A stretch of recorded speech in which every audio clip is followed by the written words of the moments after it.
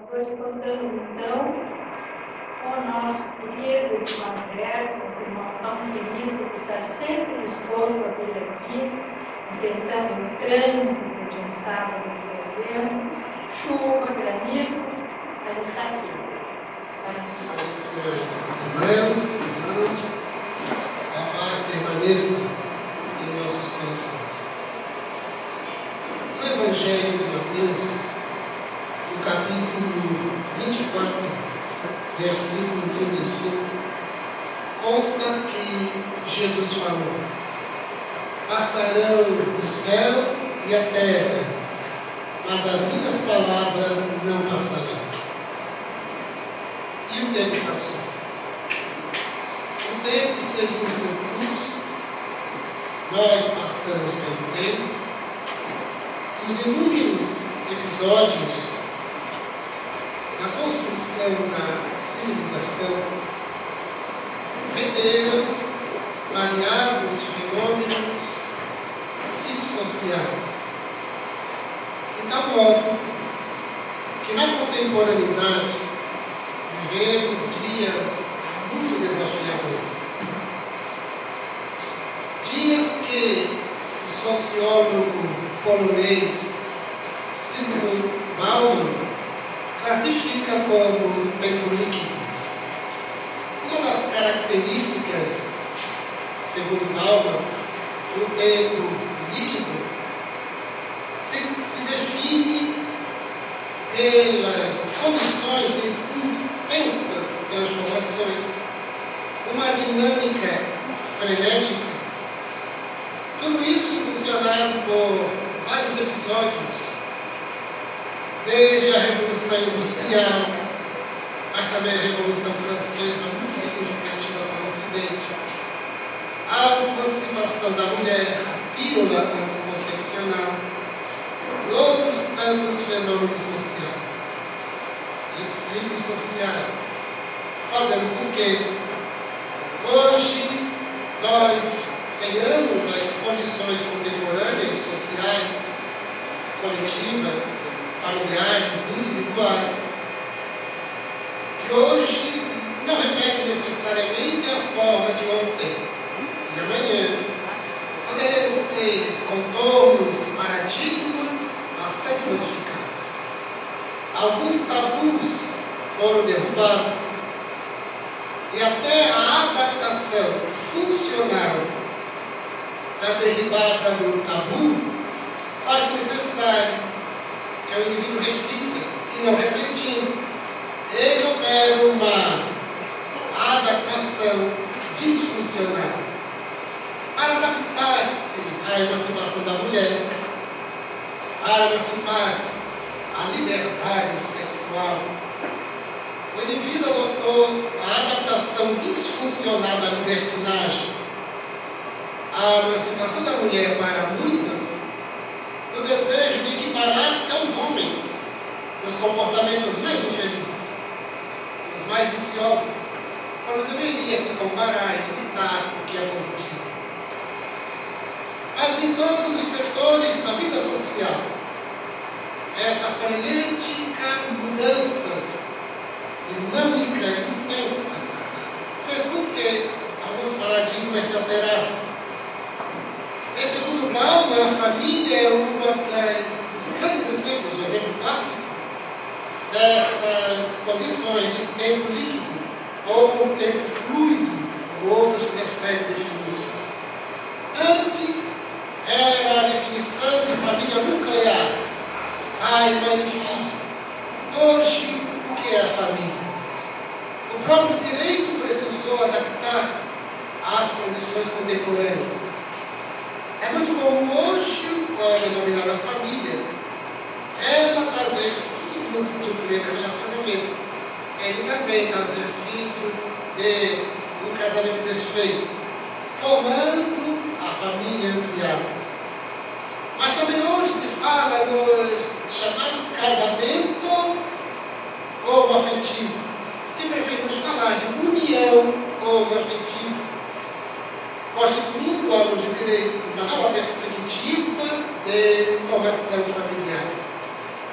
A abrindo possibilidade de adoção de filhos, ou por outras formas, de modo que se constitui a família. Então hoje, a família contemporânea, ela é líquida.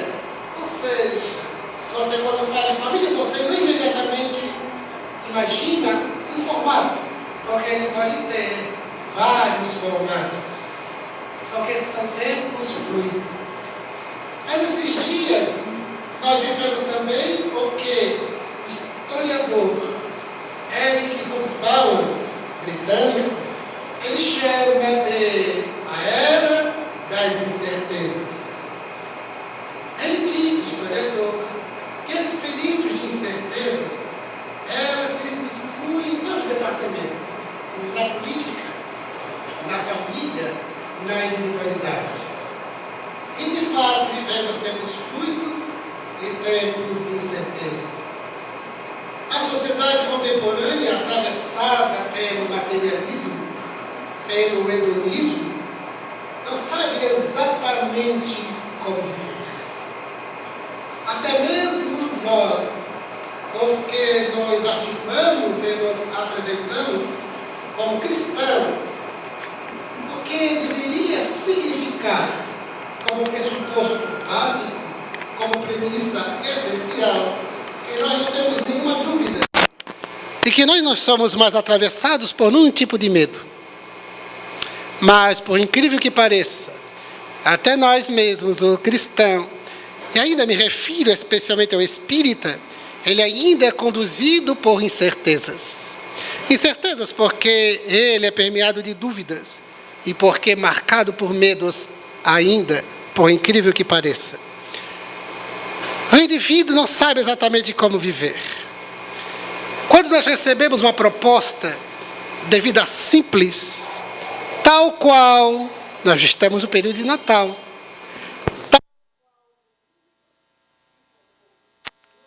simplificou a vida simples como a vida mais adequada, o modelo de comportamento mais especial, na perspectiva de evolução, dentro das o grande interesse nosso de estar na Terra, de estarmos na Terra, que é de absorvermos todos os saberes possíveis e desenvolvermos os valores éticos, morais, as virtudes ao nosso alcance. A vida simples, ela exige menos, desenvolve menos estresse, nos equilibra, nos deixa mais tranquilos. Mas como nós vivemos esses dias de incertezas e dias fluidos, o indivíduo não sabe exatamente o que é uma vida simples. E perdeu a simplicidade. Abandonou a simplicidade. Mas ao mesmo tempo nós falamos de humildade e de simplicidade. Ao mesmo tempo, estamos à cata de luxo, de excessos, de supérfluos, porque o indivíduo está incerto. Como é que eu devo exatamente viver? Quais são as escolhas que devo fazer? Quase sempre o indivíduo está incerto em vários aspectos da sua existência pessoal. Que o curso universitário fazer? É só observarmos os jovens, eu mesmo vivi esse período, de 17 para 18 anos, eu me inscrevo para disputar vaga em que curso? Exatamente. Quando eu imaginava que tinha uma aptidão, eu acho que não tem. Fiz o teste vocacional e disseram-me, você deve ser cientista. Eu disse, mas meu Deus, mas o que é isso? Ou seja, hoje os jovens não sabem o que fazer. Então, os fatores que os encaminham para a escolha, uns, eu já ouvi, é o qual é o mais fácil de passar. Outros, qual é o que dá mais dinheiro depois. Outros, qual é o curso mais fácil para fazer concurso? Direito. Alguns concluem, porque estão incertos. Exatamente porque vivemos esses dias em que o materialismo é muito forte, o hedonismo, que é o modelo de vivência do prazer pelo prazer, o egoísmo cada vez mais fortalecido, recrudescido com esse modelo materialista, hedonista, capitalista, neoliberal. Então, vivemos as incertezas. Devo me casar? Mas é com ela que eu devo me casar? É exatamente com ele. E depois casa-se, mas será que era ele mesmo? E o tempo passa. Uma amiga casada, o filhinho tinha à época 4 anos. Ela disse, Gerson, eu não queria estar com ele. Mas quem que pode ser o melhor pai para o meu filho, senão o próprio pai? O tempo passou, hoje ele tem 8 anos e ela decidiu, vou me separar. Porque eu nunca estive tão certa na minha vida. E um dia desses me liga, porque ela está fazendo o processo de separação, conversando, dialogando, preparando. Me ligou e dizendo, o que eu faço? Porque é tão difícil, né?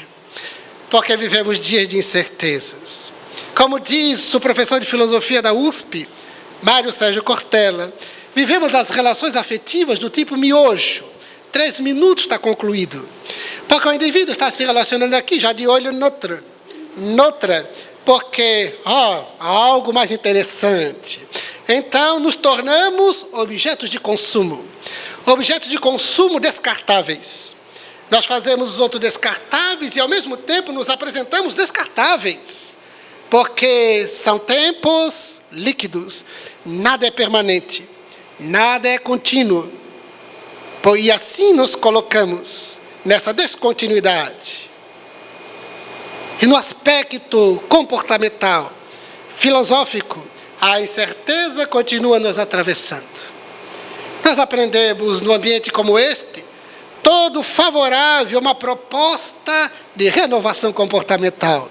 Fala-se muito em reeducação alimentar, RPG, reeducação postural global. Mas também é fundamental o indivíduo desenvolver novo modelo de comportamento reeducativo. Fala-se reeducação financeira. Fala-se, à luz do espiritismo, reeducação moral. Então vivemos a era da reeducação. Porque educados todos somos. Podemos ser mal educados, mas somos educados. Da pior maneira às vezes. Porque ninguém vive sem educação. Ou é com uma boa educação, ou uma má educação. Às vezes as pessoas dizem, fulano é sem educação. Não, ele tem educação, é má, mas tem. Porque ninguém vive sem educação. Já que a educação é o conjunto de hábitos adquiridos. E todos nós temos um conjunto de hábitos adquiridos, seja eles conscientes ou não seja conscientes. O que a maioria é inconsciente. Porque quantos de nós sabemos quais são os nossos hábitos? Quantos de nós sabemos como estamos sentados? O indivíduo senta e desliza. Daí daqui a um tempo, eu estou com karma. O que eu fiz noutra reencarnação? Não, é nesta mesmo. Está sentando 40 anos errado. Você está ficando de pé há 30 anos de forma errada.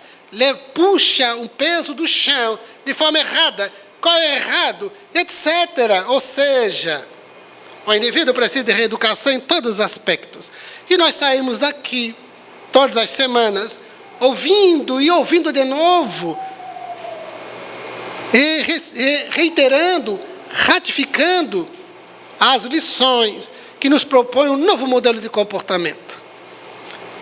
Um exemplo, um dos mais desafiadores, o perdão. Então nós concordamos, sem o perdão, a partir de hoje eu sou um homem bom. Eu sou uma mulher boa, porque parece tão fácil. Quando nós saímos da porta para fora, voltando a um outro clima, porque aqui é um clima psíquico, espiritual todo favorável, e tudo faz sentido, tudo tem uma lógica inconfundível. Lá fora, voltando para casa, nós nos reencontramos com aqueles que nos desafiam. Há um ambiente profissional, na avenida pública, vamos nos reencontrar com tudo aquilo que mais nos desafia. E então o indivíduo volta à incerteza. Mas perdoar mesmo? Será? Nesse caso? Não dá para entender perdoar aquele outro, mas... Perdoar, dá até para entender Jesus quando perdoou todo mundo na cruz. Mas esse caso meu aqui, meu caso particular, as pessoas vêm nos perguntar, mas o meu caso é um caso especial. A de Jesus não era. A de Jesus era um caso muito trivial. Ou seja, as incertezas. O indivíduo atravessado pela dúvida. Então ele opta por não perdoar. Não, eu perdoo ali o vizinho, mas a esposa não. Não perdoo ele. Não perdoo aquele vizinho. Esse eu perdoo, mas esse não. Eu perdoo esse colega, mas aquele outro não. Nós vamos construindo o perdão seletivo. Aqueles que eu seleciono, que receberão meu perdão, e aqueles que não. É como a paciência. A paciência, ela é seletiva. Significando que essência todos temos. Nesses dias de verão, que estão se aproximando, as pessoas já estão curtindo a exigência da paciência nas praias, no trânsito. Às vezes vou fazer palestras por aí, e fico 4 horas, 5 horas no trânsito, e eu fico pensando, onde é que vem tanta gente? E todos saindo das suas praias. E eu digo, mas isso não é justo, eu não estou indo para a praia, eu estou indo fazer uma palestra. Mas tudo bem, eu chego, daí os companheiros apresentam, e quando nos recepcionam, Gerson, mas que sacrifício, né? Por isso que a gente convida pouco, porque a gente fica pensando você no trânsito, com toda essa dificuldade e tal.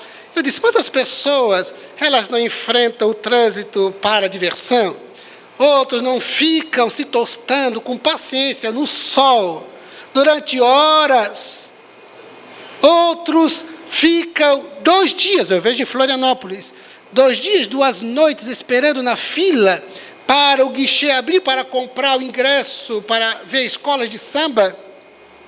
As pessoas enfrentam em Florianópolis para assistir um jogo do Avaí, é um verdadeiro inferno, porque as filas, até eles anunciam, quem tem voo no aeroporto, no Aeroporto Internacional de Florianópolis, a partir de tal hora, olha, porque hoje tem um jogo do Avaí. Se é aqueles jogos com bastante público, quando é um jogo muito importante, ou quando vem um grande time de fora e que lota, simplesmente a pessoa tem que contabilizar para ir e voltar umas 10 horas. E então, eu digo, as pessoas andam enfrentando tanto trânsito, por que eu não vou enfrentar algo que nos faz feliz? As pessoas enfrentam para lhes dar prazer, eu enfrento para me dar felicidade. E para compartilhar com os companheiros algo que é bom, que nos faz bem. Então, enfrentar. Uma amiga de Imbituba, eu vou para Imbituba amanhã fazer palestra. Ela mandou um e-mail. Gerson, se você quiser cancelar a palestra, você cancela, porque o trânsito é tão difícil, né? Eu respondi para ela por e-mail. Respondi lhe dizendo, eu fico lembrando de Paulo de Tarso. Ele andava no lombo de um jumento, a pé, durante dias. Quando Jesus recebeu a notícia de que Lázaro estava muito mal e poderia morrer, Jesus foi para Betânia para ver Lázaro, levou 2 dias caminhando. Quando chegou, já estava morto. Teoricamente, é no estado cataléptico que Jesus restabeleceu a consciência, retirou da catalepsia, e então ficou na história como a ressurreição de Lázaro. E então eu lhe disse, hoje não, hoje nós temos aviões, hoje temos ônibus, hoje temos carros, e a gente vai ficar estressado por causa do trânsito? Não posso, não tenho esse direito. E enviei, ela me respondeu, já fiquei até com vergonha. Ou seja, nós precisamos analisar a existência terrena dentro de um paradigma para adiante, porque quando a gente fica preso no imediatismo, a dúvida vem, será se eu vou com esse calor? Será se eu vou com esse trânsito? Mas será se eu vou? Como nós somos imbuídos por certezas, não há dúvidas. A primeira vez que eu vim, há alguns anos atrás, algum tempinho já, pela primeira vez fazer palestra às 18 horas de um sábado, em pleno fevereiro, um sol de rachar. Eu pensei, mas quem é que vai estar no horário de verão? 18 horas, com sol ainda muito forte, quem é que vai me assistir? Mas tudo bem, vamos lá. Quando eu cheguei à instituição lotada, eu fiquei emocionado. Mesmo com sol desse, as pessoas vêm, porque algumas certezas o embalam. Às vezes por algumas necessidades, mas que sinalizam para possibilidades.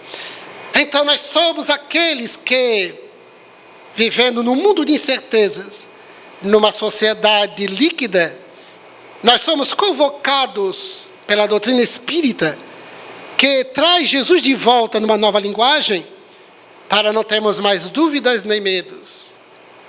Não sermos fluidos, embora sejamos flexíveis, mas não líquidos. Que sejamos pessoas, homens, mulheres, jovens, de certezas, não mais vitimados pela dúvida nem pelos medos. Se existem as incertezas, que elas são compreensíveis numa sociedade ainda muito atormentada.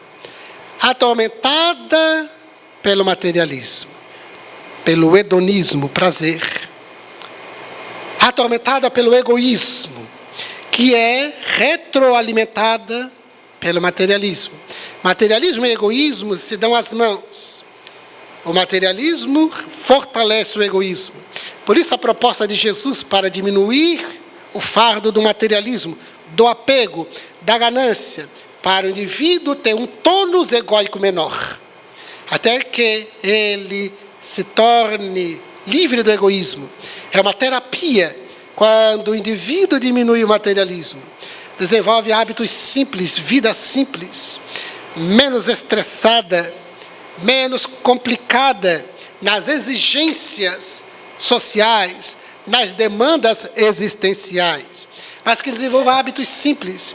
Mas no mundo cujo discurso, numa sociedade cujo discurso é de poder, de triunfo social, é um discurso de status, de fama, o indivíduo ele pode entregar-se às incertezas e acompanhar a massificação. As incertezas nossas nos massificam. As nossas dúvidas nos massificam. A nossa condição de identificação com esse tempo fluido nos massificam. Porque nós acabamos por fazer o que os outros estão fazendo. É a filosofia do todo mundo. Todo mundo faz, todo mundo canta, todo mundo vai. Então eu vou também. Porque eu não estou certo de nada.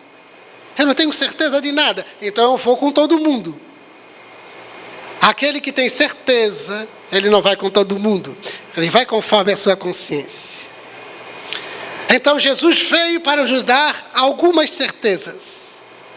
As outras nós vamos construindo aos poucos nesse processo de evolução. Mas algumas certezas ele nos dá. A primeira certeza que ele nos dá é o da vida simples, quando ele poderia, na condição de rei solar, poderia escolher qualquer mansão da sua época. Ele escolheu uma simples estrebaria. Aí há um significado muito importante. Há um signo nesta sua escolha. Porque nós vivemos de signos. Perceba como tudo nós damos um significado. É um signo. Um relógio, ele é um objeto útil, importante.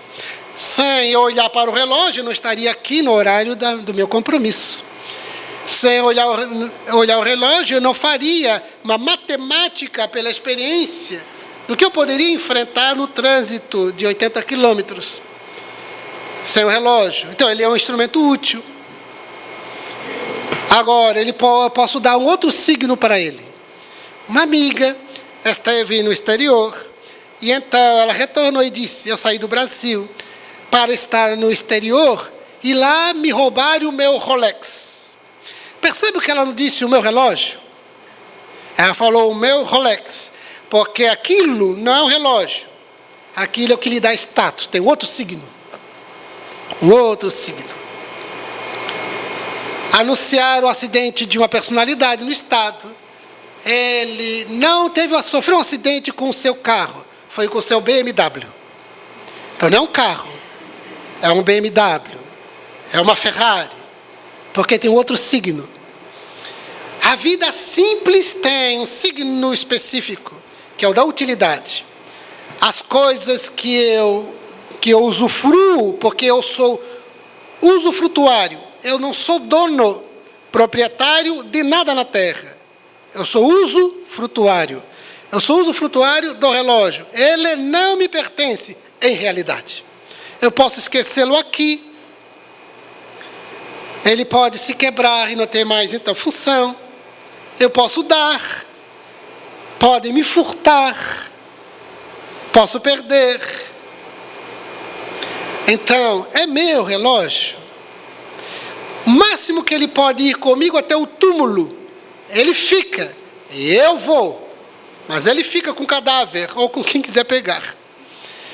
Porque ele não me pertence. Agora, eu estou fazendo dele usufruto. Eu o utilizo enquanto eu estiver na terra, estiver ao meu alcance.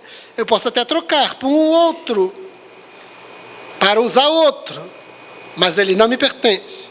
A roupa não é minha, essencialmente. O dinheiro não me pertence. Porque o dinheiro que eu tenho daqui a pouco já não é meu.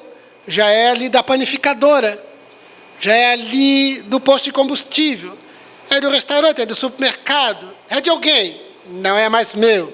E aquele que ficou com o meu dinheiro também não é dele. O dinheiro é de quem? O dinheiro é algo abstrato. Não pertence a ninguém. Mesmo porque todos na terra chegaremos ao túmulo e todo o dinheiro que imaginávamos ser nossos não nos pertence, porque nós chegaremos do lado de lá sem o dinheiro. Então, qual é o signo que as coisas materiais têm? É o de utilidade, enquanto estivermos na terra. É o de utilidade. É o de importância relativa. Então ele tem esse significado. Quando eu estou consciente deste significado, eu terei tranquilidade e equilíbrio na relação com as coisas. Jesus, por ser pleno, ele não tinha nenhuma preocupação com o que ele encontraria na terra. A estrebaria estava muito bom. Para o contexto em que José e Maria se encontravam em Belém, para aquele contexto, eles não moravam em Belém. Eles estavam ali para o recenseamento, que Roma exigia de tempos em tempos o recenseamento. E o homem era um homem, a mulher não tinha direito. A mulher era apenas mulher, servia para procriar, como até hoje em muitas culturas no Oriente. Então, era um homem. O homem tinha que ir até a sua cidade natal para fazer o seu registro, de novo, do filho, se tivesse. E José era de Belém, então ele foi para aquela região. Chegando em Belém, não tinha onde ficar. As hospedarias todas ocupadas. E Maria precisando dar a luz ao filhinho. Então, o que lhe foi oportunizado foi a simplicidade de uma estrebaria. Como berço que ele poderia ter escolhido, um berço de ouro, escolheu uma escudela construída a partir de um tronco de árvore, para ser depositado o seu corpo, ser o seu berço, que ficou na história do cristianismo como a manjedoura. Como pai, ele poderia ter escolhido qualquer rei, príncipe, mercador próspero. Ele elegeu como pai na terra um carpinteiro modesto. E como mãe, uma mulher anônima. Para nos dar o significado da vida na terra, que é o de simplicidade. Mesmo que você tenha uma prova da riqueza material, porque nós, os espíritas, aprendemos com os espíritos que a riqueza material, como o poder temporal na terra, não se constitui em graça de Deus, como alguns irmãos de outras denominações religiosas classificam, uma graça divina, uma bênção divina. Para nós é uma prova. Como prova também é pobreza, é a miséria e outros tipos de provas, a riqueza, o poder se constituem em provas. E os Espíritos dizem, no livro dos Espíritos, que é ainda mais severa, mais perigosa é a expressão que eles utilizam, que o outro extremo, a riqueza, o poder. E dá para verificar por que é tão perigosa. É só observar, numa visão panorâmica e mesmo que superficial da Terra hoje, o que o poder tem feito com os homens na Terra. O que o dinheiro tem feito com as nossas vidas. Por isso, uma psicologia de simplicidade, ela é urgente, ela é terapêutica. Porque mesmo o indivíduo tendo a prova da riqueza e do poder, se ele tiver uma psicologia, uma filosofia de comportamento de simplicidade, ele vai utilizar com muita lucidez, com muito equilíbrio e com muita propriedade, produzindo todo o bem possível ao seu alcance na sociedade. Não apenas se considerando um eleito de Deus para ser merecedor de toda essa graça. Não, é uma prova. E muitas vezes é uma tarefa. E foi dada uma tarefa. Você terá tal incumbência para desempenhar a tarefa em benefício da coletividade. E o que muitos têm feito, por causa do egoísmo, do hedonismo, dessa ganância voraz. Chico Xavier foi entrevistado uma vez. Ele foi funcionário, servidor público do antiga Fazenda Modelo do Ministério da Agricultura. Foi no escriturário de ensino primário, ensino básico somente. Ele tinha, portanto, um cargo de atribuições simples, que ele desempenhou com muita dignidade. Ele se aposentou com uma aposentadoria modesta. Eu participei, representando o movimento espírita de Santa Catarina, no Conselho Federativo Nacional, na Federação Espírita Brasileira, de um determinado ano.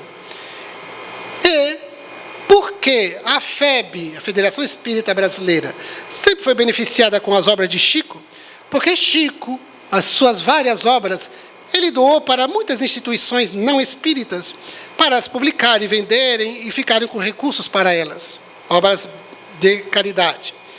Para a Federação Espírita Brasileira também, para divulgar a doutrina espírita. Assim, a FEB tem recursos financeiros para manter-se e divulgar cada vez mais o espiritismo. Então, ele entregou muitas obras para a FEB publicar. Então, em gratidão a Chico, sabendo, a Federação Espírita Brasileira, sabendo que a aposentadoria de Chico era muito modesta, e vinham notícias de Uberaba, tem algumas dificuldades, foi proposto para o Conselho da Federação Brasileira que fosse concedida mensalmente uma pensão em dinheiro para Chico. E, óbvio, todos aprovaram. E foi comunicado a Chico, uma cartinha, que ele receberia, a partir do mês seguinte, uma pensão no valor X mensalmente. Chico devolve a carta respondendo, dizendo: não preciso, por favor, eu não preciso. Se vocês têm esse dinheiro para dar, produzam mais obras para divulgar a doutrina, transformem em alimentos para os necessitados, porque eu vivo muito bem com a minha aposentadoria. Uma vez um repórter, mas foi divulgado na TV à época, lhe foi perguntado: Chico, se eu chegasse aqui com 1 milhão, não sei qual era a moeda da época, mas digamos, R$1 milhão. Chico disse: mas eu diria para você, toda a jovialidade dele, eu diria para você, mas você está louco? Eu não preciso de R$1 milhão. Eu tenho a minha aposentadoria. Eu vivo muito bem com a minha pobreza. 2 amigos que estavam começando a conhecer o espiritismo de Florianópolis foram para Minas Gerais a trabalho e resolveram ir até Uberaba para ver Chico. Quando chegaram, pediram informações aqui e ali, chegaram na casa de Chico. E disseram, e depois me contando: essa aqui não pode ser a casa de Chico, é muito simplesinha. Um homem famoso como ele deve viver numa mansão. Tão importante, tão famoso, tem que ser um casarão. E verificaram que era uma casa muito modesta. E eles começaram a aprender o espiritismo a partir de Chico, pela simplicidade. Então, a simplicidade é a primeira certeza que Jesus nos quer propor. Porque nós vivemos ainda essas incertezas, essas dúvidas. Mas será?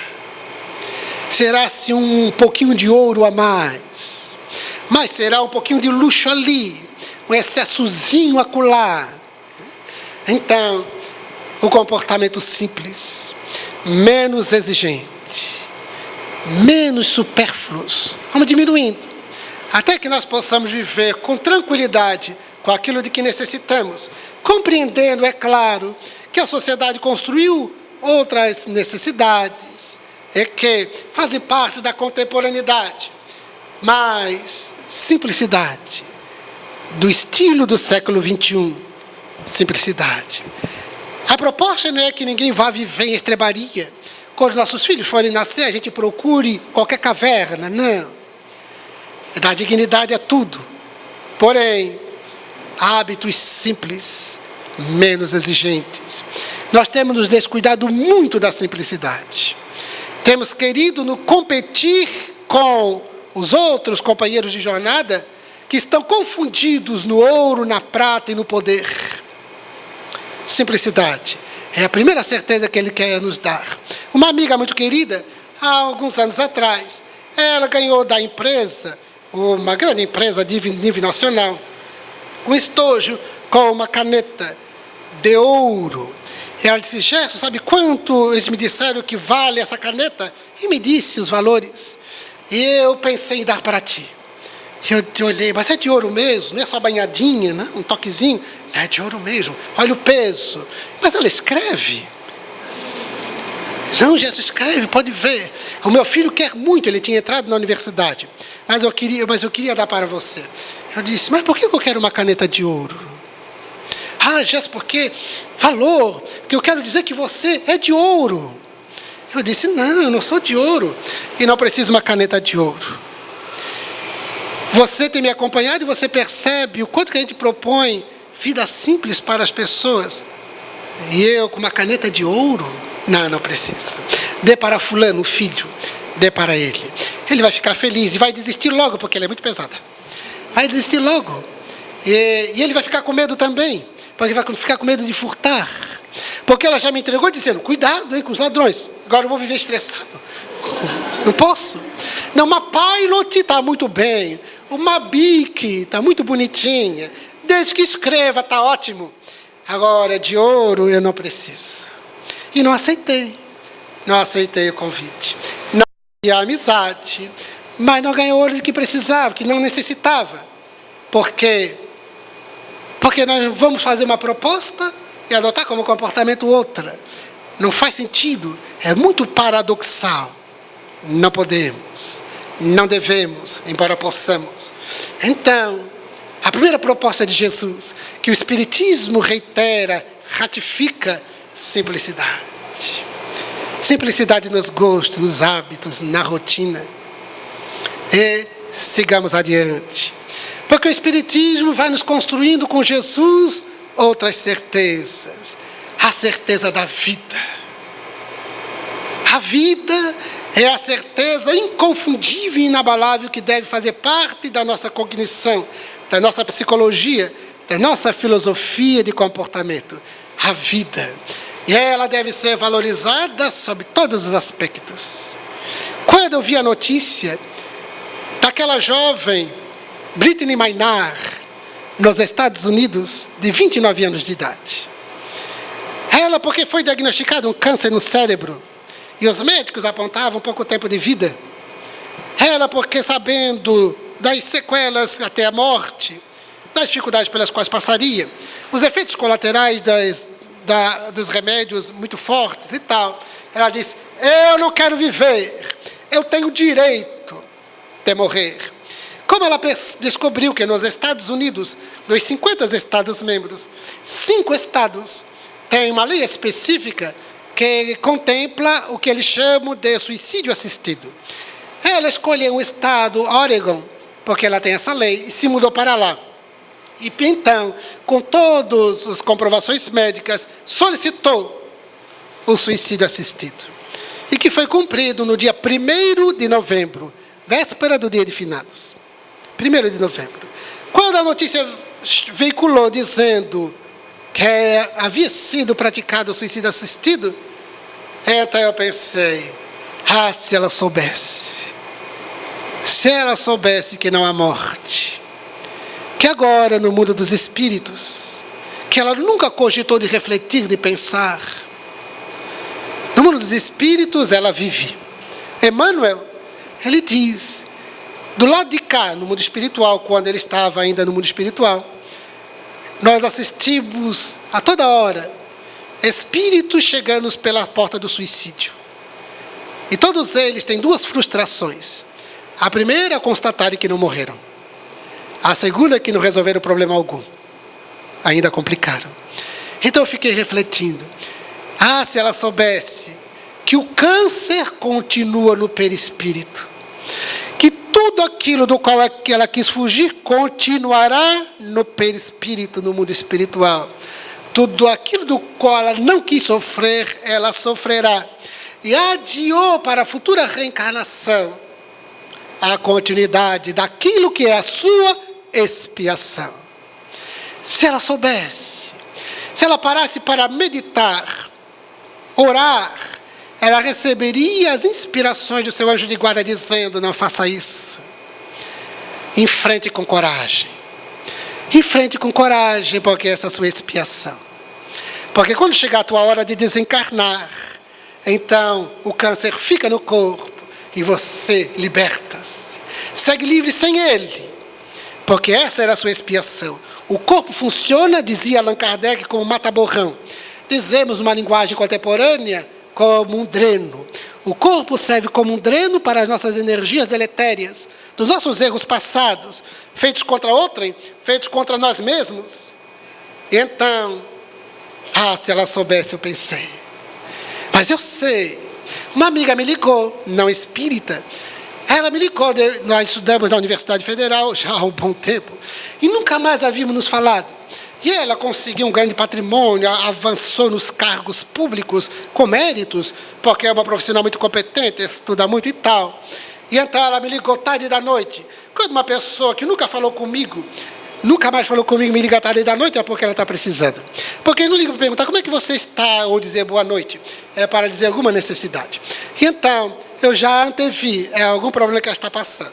Ela fez os preâmbulos normais, como vai e tal, etc. E eu lhe disse: poxa, fulana, nunca mais nos vimos, mas eu tenho tido notícias de longe.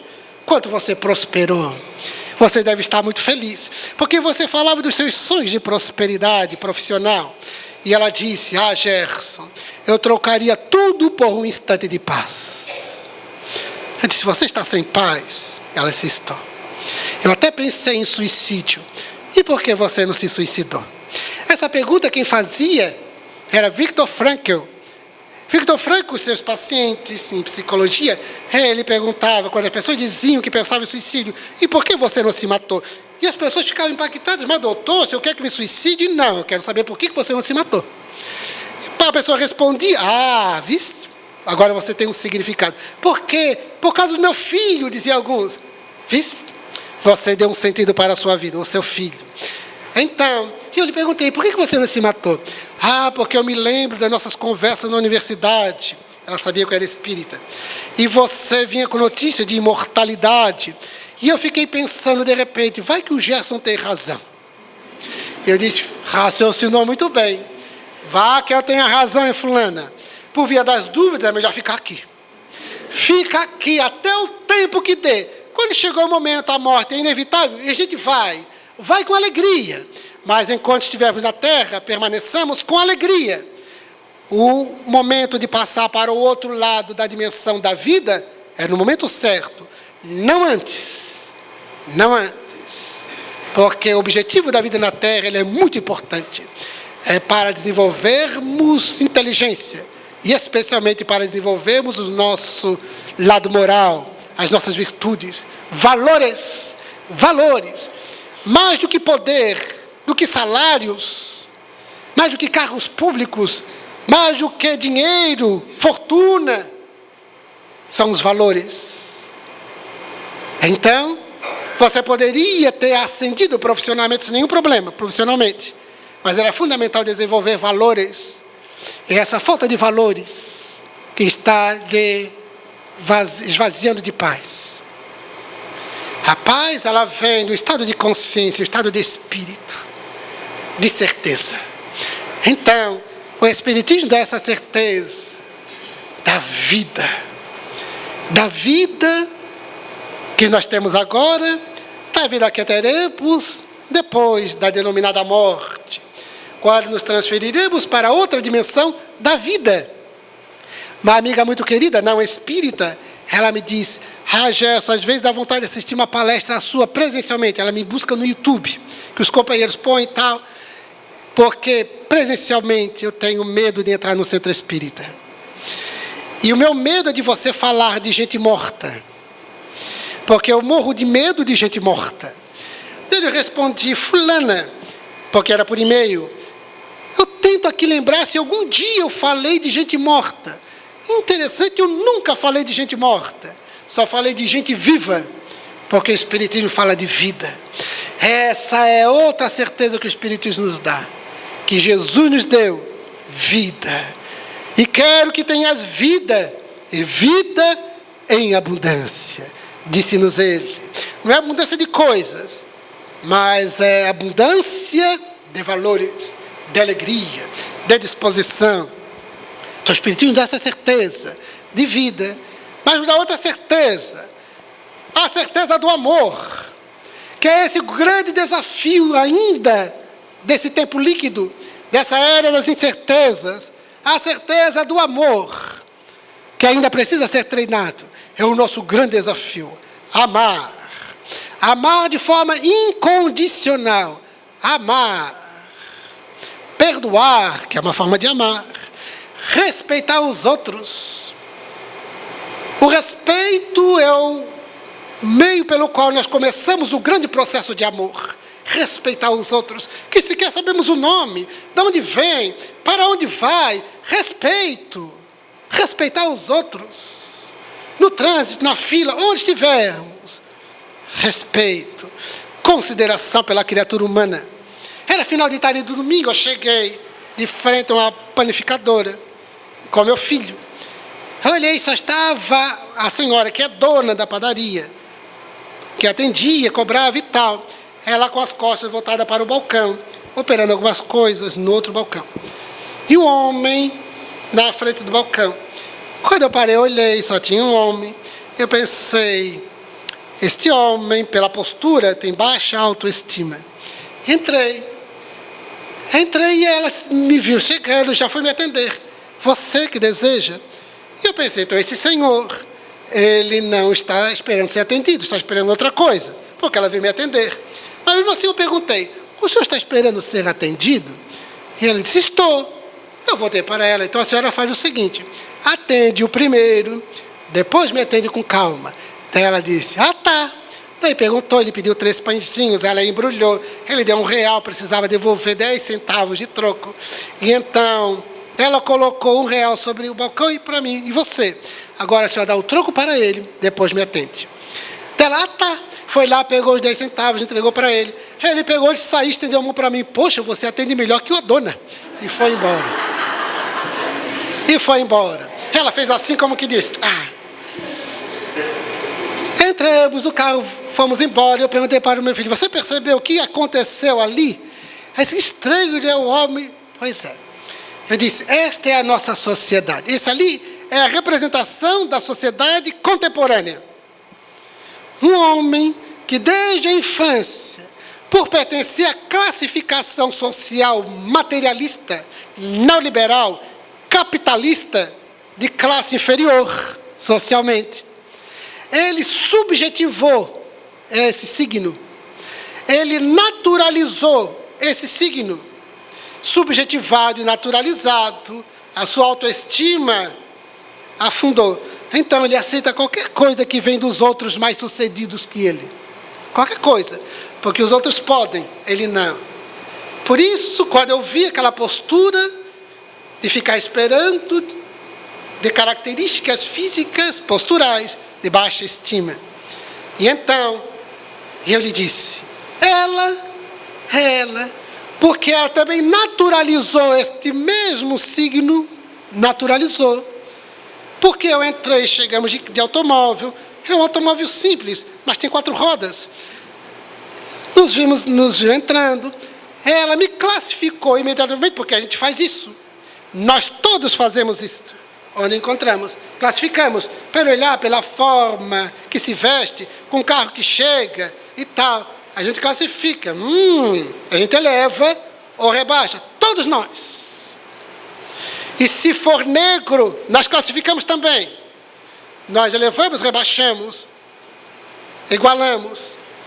Nosso olhar cristão é o olhar da equidade e não das separações, das divisões, das classificações. É da equidade. Então, porque ela também naturalizou isso, ela me classificou sendo superior a ele. Então ela me deu deferência. Eu não naturalizei esse processo. Isso para mim não está subjetivado, não está naturalizado. Jesus retirou isso de mim. Tirou, Jesus. Foi ele que tirou de mim. Ele me fez entender que todos somos irmãos. Todos somos irmãos. A despeito das classificações sociais, até mesmo níveis evolutivos espirituais, morais, nós somos todos irmãos. E respeito a todos nós devemos. Então eu não podia permitir, disse meu filho, eu não podia permitir que isso se processasse. Por isso eu intervi. Não atende ele primeiro, depois me atende. Porque o que era ali a lei natural? A lei natural é quem chegou primeiro, atendido primeiro. Essa é a lei natural. Quem chega depois. Um dia, desses que é senha para o papelzinho, eu tirei a senha e percebi que já havia um senhor muito simples para ser atendido, mas ele não tinha tirado, desatento. Não pegou. Quando chamou a senha, era a minha vez. E ele então, não peguei a senha. Daí a moça, problema seu. Eu disse, problema não. Entreguei para ele. Esta é a sua senha, porque é a sua vez. Uma vez aconteceu comigo, eu desatento, não peguei a senha. E então, que pena, vou ter que voltar. E veio um jovem simples. Um jovem, ele me trouxe. O senhor estava na frente. Eu percebi que o senhor já estava na frente. E me entregou a senha. Vejam a dignidade. Então, todo amor começa pelo respeito aos outros. Como eu posso falar de amor se eu sequer respeito aqueles aqui, não sei de onde vem? Qual é o nome? Como? Como falar de amor se eu não amo mais aqueles a quem eu já amo? Aqueles que fazem parte da minha convivência. É muito comum nos núcleos familiares, nós temos os nossos problemas graves de desentendimento, nossos conflitos não solucionados. E saímos de casa para assistência social na casa espírita, para dar cesta básica para os pobres, com muito amor. E faltando amor lá em casa. Então, nós precisamos parar e refletir. O que eu estou fazendo? É por causa dessas incertezas que diz Eric Hobsbawm. Essas incertezas. O que é o amor? Que para mim o amor é doar a cesta básica para a família cadastrada lá pelo centro espírita. Para doar para a criança esperança por telefone. Para doar brinquedo para a creche na época de Natal. E nas relações rotineiras, faltar com respeito, faltar com a consideração, faltar com o perdão, com a tolerância, com a compreensão. Então, nós estaremos falando de filantropia, de assistência social, mas nós estaremos falando de caridade. Porque a caridade perde significado, perde qualidade, quando na vida de relação eu não a cultivo. Isso é essencial. E o Espiritismo nos dá essa certeza, a certeza do amor. Do amor. O amor é sentimento. O amor é emoção. Emoção é todo sentimento que se movimenta. Por isso a palavra emoção, do latim emovere, indica movimento. O que está em movimento é o sentimento. Então, existem as emoções que nos perturbam e nos adoecem, porque são sentimentos disfuncionais. Mas existem as emoções nobres, que é o movimento do sentimento nobre.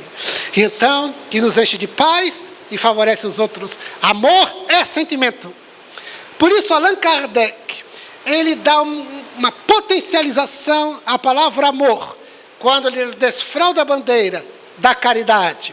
Já que a caridade é o amor em ação, ele potencializa o amor com o termo caridade. Caridade é também sentimento, mas é ao mesmo tempo uma formalidade. Ele assume caridade, os dois aspectos, sentimento e o formal. O formal de dar uma cesta básica pode estar implicada de caridade, quando eu inundo do meu magnetismo de sentimento.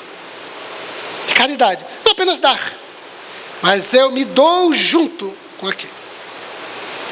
Por isso é muito importante eu ir entregar junto de, para olhar nos olhos de quem eu estou entregando, para eu cumprimentar, abraçar, para que eu implique de sentimento. Numa instituição espírita, estávamos em outra cidade para fazer palestra à noite, e de tarde participamos de serviço assistencial da casa. E então, fiquei prestando atenção no movimento dos companheiros. Era muito formal. Então, havia uma preocupação muito grande, porque a regra era uma cesta básica, era bem essa época de Natal, uma cesta básica por família cadastrada. Essa era a regra. Também tinha roupas e tal, mas uma cesta básica por família. Então, na fila que se formaria, somente um representante por família. A preocupação era grande, eu deduzi, porque são todos brasileiros, tiveram a experiência da fraude, colocar 2, 3 numa família. E então, um por família. Então tinha um companheiro de olhar patibular, com a prancheta, organizando a fila, para conferir, pegando, só faltava fotografar, pedir, digital e tudo.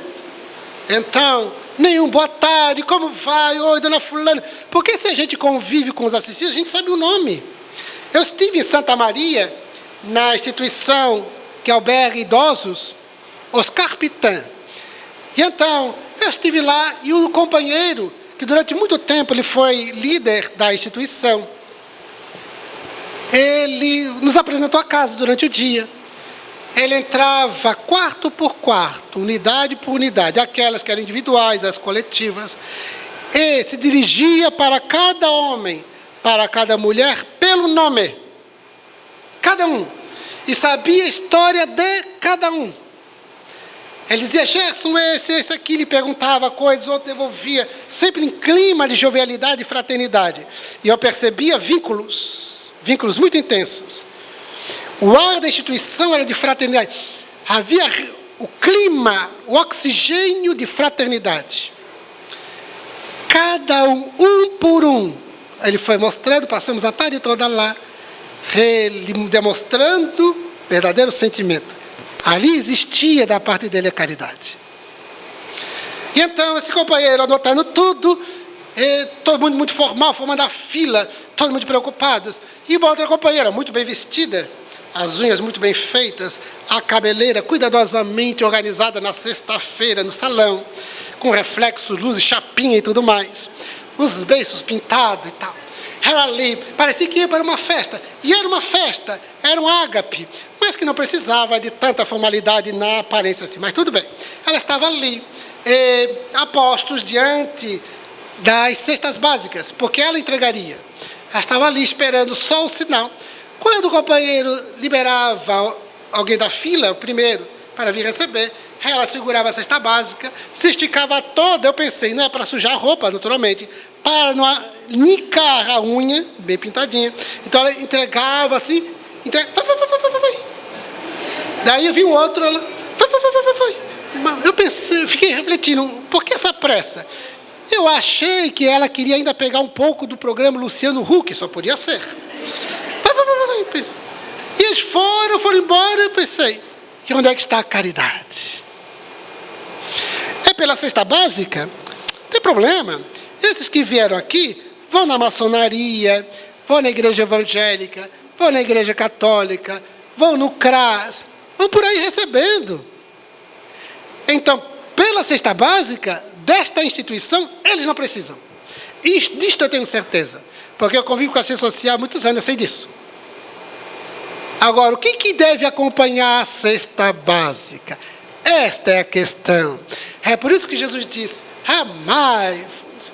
Foi por isso que Paulo de Tarso disse, eu posso falar a língua de todos os homens e de todos os anjos. Se eu não tiver caridade, ele está falando de outra coisa. Outras traduções colocam amor. Se eu não tiver amor, ele não está falando do ato de dar. Eu posso dar a minha roupa, disse ele, dar a minha roupa para os pobres. Se eu não tiver caridade, se eu não tiver amor. Percebam? Esta é a certeza que Jesus, a doutrina espírita, quer nos dar, a do amor. Não de dar, mas doarmos-nos, junto com aqueles que precisamos dar, ou que queremos dar, que possamos dar. Porque às vezes não podemos dar, às vezes não convém dar, às vezes não devemos dar. Mas darmos-nos, sempre é possível, sempre devemos. A atenção, o olhar, o acolhimento. Saímos de um grupo de estudos, mais de 9 horas da noite, bem no centro de Florianópolis. E então as pessoas têm muito medo do centro de Florianópolis de noite, muito medo. Assaltos, isso. E tem muitas pessoas em situação de rua, e eles morrem de medo dessa turma. Não, o espírito não morre, desencarna de medo. E então, eu saí com 2 amigas, mais o meu filho, e caminhava na direção do carro delas, fazendo companhias, e conversávamos, e veio um grupo de homens em situação de rua na nossa direção. Eles pararam, os companheiros pararam, deram 2 passos para trás. Eu percebi de imediato que eles estavam com medo. Eu dei 2 passos para frente. Eu estendi para as mãos para aquele que aparentava ser o líder, porque todo grupo humano tem um líder natural, né? Cumprimentei e perguntei de onde que eles eram. Eles eram do interior do Paraná e tal, estavam já em Florianópolis por um tempo, etc. E tal. E eu disse, o que podemos fazer por vocês? E ele me disse, água. Comida não é problema. Água, estamos com sede. Comida não é problema, porque ele no centro de Florianópolis é muito interessante.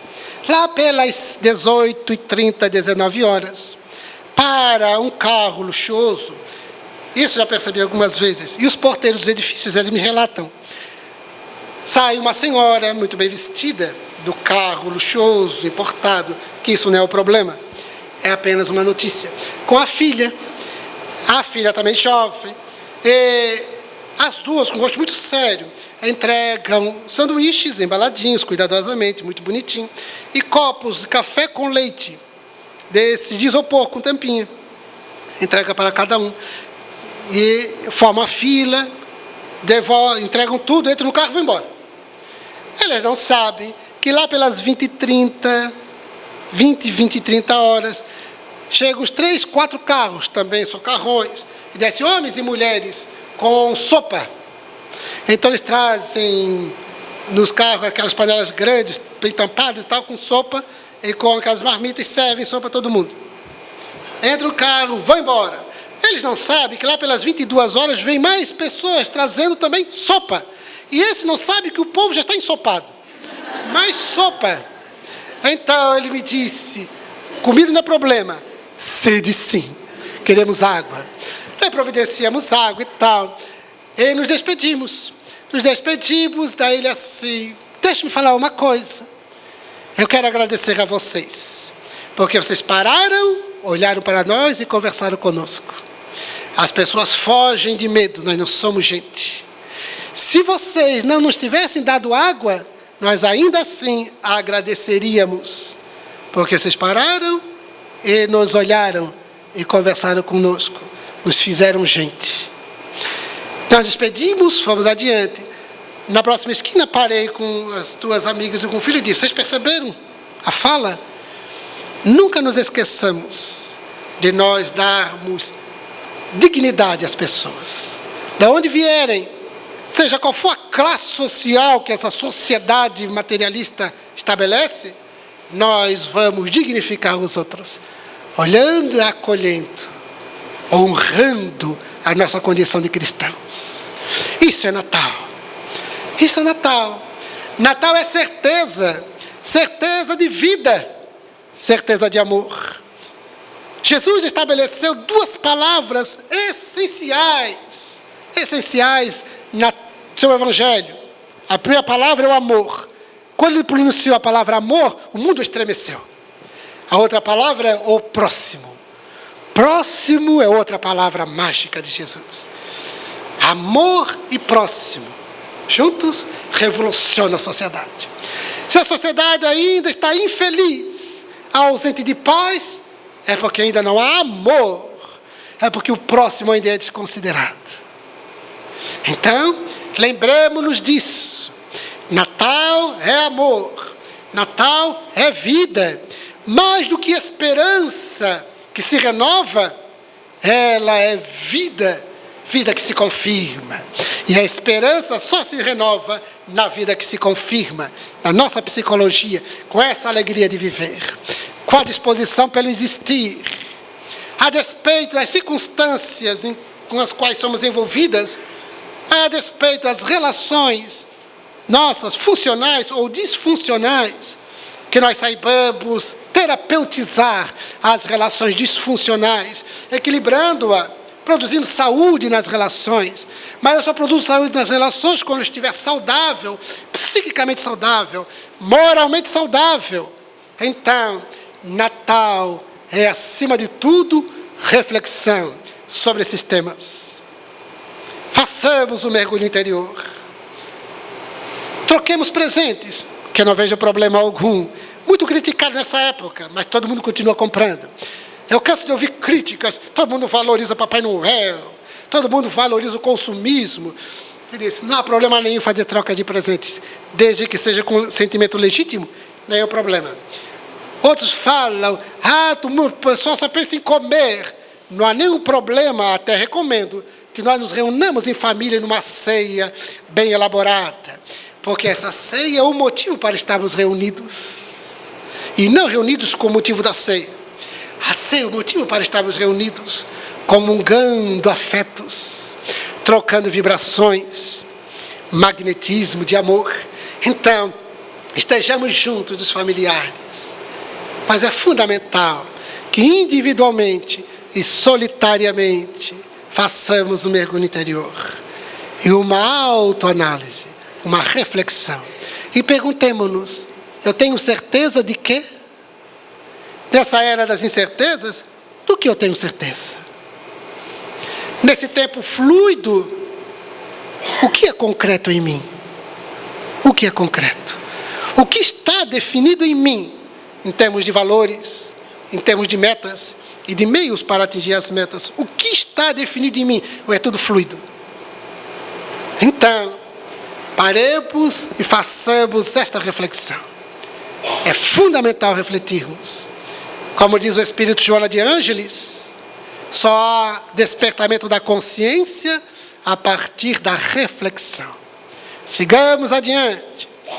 Vibremos com mais um Natal. Sejamos felizes e saibamos produzir felicidade noutros.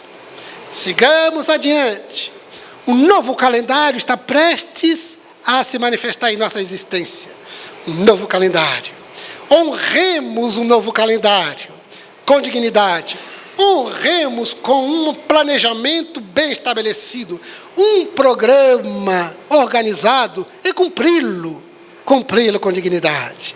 Ideia do programa estabelecido, planejamento bem pensado, façamos um projeto ou de vir a ser, um projeto de ser bom, autenticamente, um projeto de felicidade, refiro-me à felicidade autêntica, um projeto de paz, refiro-me à paz real, um projeto de ser, não somente um projeto de ter, mas um projeto de ser, essencialmente, porque o ter a gente vai tendo conforme as possibilidades, as necessidades, mas o ser, isto sim é essencial, projetarmos e projetarmos-nos, avancemos, sejamos felizes, sejamos paz. O importante não é ter paz, porque aquele que tem, pode perder. Tudo aquilo que eu tenho, posso deixar de ter. Agora, quando eu sou, então, não tenhamos paz. Sejamos a paz. Quando me tornar a própria paz, então, eu vivo uma vida inconfundível. E sem parada e sem retrocesso. Avancemos. Avancemos com alegria. E elevemos os nossos pensamentos a Ele, o nosso Rei Solar, o nosso Príncipe da Paz, o nosso guia e modelo Jesus, para que Ele nos inspire. Nunca necessitamos tanto de suas inspirações como na atualidade. Que Ele nos inspire. Sob as inspirações dEle, sigamos adiante com gratidão. Gratidão a Ele, gratidão a Deus, gratidão a esta casa que nos recebe com amizade. Gratidão a cada uma das senhoras, a cada um dos senhores, e também aos jovens, pela presença educada, a atenção paciente, mas ao mesmo tempo, nós formulamos os nossos votos de um Feliz Natal. De um 2015 pleno de realizações. E que sejamos aqueles implicados, motivados ao progresso e à felicidade. Muito obrigado. Muita paz. Muito obrigado. Nós é que dissemos ao Gerson por tão sábias palavras, momentos tão maravilhosos. E temos, então, bastante assunto para refletir, não é?